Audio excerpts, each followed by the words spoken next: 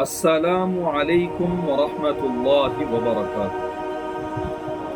ప్రేమైన సహోదరులారా, సోదరీమణులారా, మనందరికీ తెలుసు, ప్రపంచములో సాఫల్యం పొందాలి అంటే, మరియు అలాగే పరలోకంలో కూడా సాఫల్యం పొందాలి అంటే ఒకే ఒక దారి.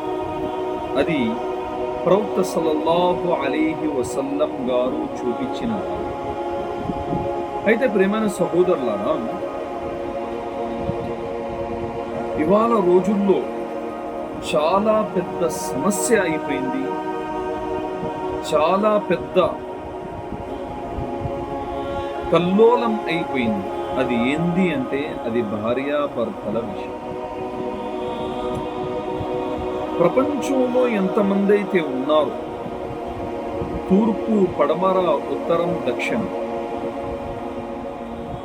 అందరి దగ్గర అందరి యొక్క ఆలోచన ఒకటి ఉంది.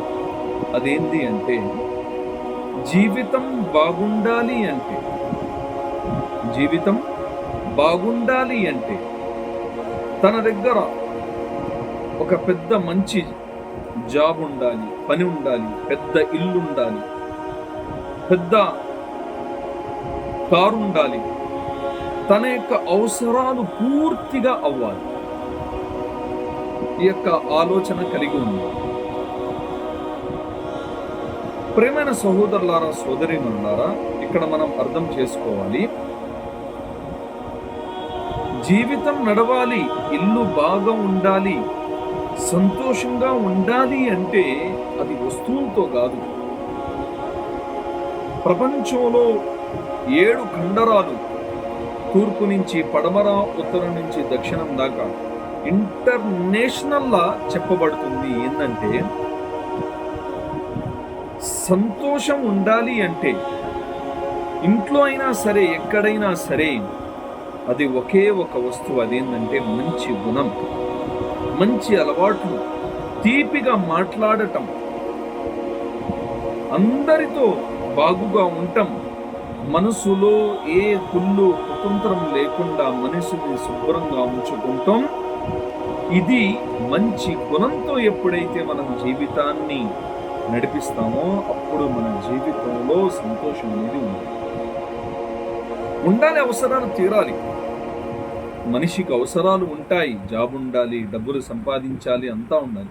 కానీ అన్నిటికంటే పెద్ద వస్తువు జీవితం ఎలా నడిచిద్ది అంటే, ప్రేమైన సహోదరులారా, అది ప్రవక్త సల్లల్లాహు అలైహి వసల్లం గారు ఎలా అయితే మనకి చెప్పారో అలా నడవటంలోనే జీవితం యొక్క సాఫల్యం. ఇది తథ్యం అన్నమాట. ఇంకా ఇది లేకుండా మన దగ్గర ఏది ఉన్నా సరే, ఈ రోజుల్లో చూడండి, పిల్లోడికి జాబ్ ఉండాలి, లేకపోతేనేమో మగవాళ్ళు కూడా చూసేది ఆడపిల్లల దగ్గర ఆస్తి ఉండాలి. కానీ మనం చూస్తున్నాం, సంతోషాలు లేవు. కోట్లలో కోట్లు ఉన్న వాళ్ళు తిరుగుతున్నారు, కేసులు పెట్టుకుంటున్నారు. ఎందుకు? మంచి గుణం లేదు, సహనం లేదు, ఓర్పు లేదు, ప్రవక్త గారి యొక్క పద్ధతి లేదు. ప్రియమైన సహోదరులారా, జీవితం బాగుండాలి అంటే మన యొక్క జీవితాల్లో ప్రవక్త గారి యొక్క అలవాట్లు రావాలి. అల్లాహ్ తాలాతో దువా చేయండి, అల్లాహ్ తబారక తాలా మనందరికీ ఆచరించే భాగ్యాన్ని ప్రసాదించుగాక. ఆమీన్.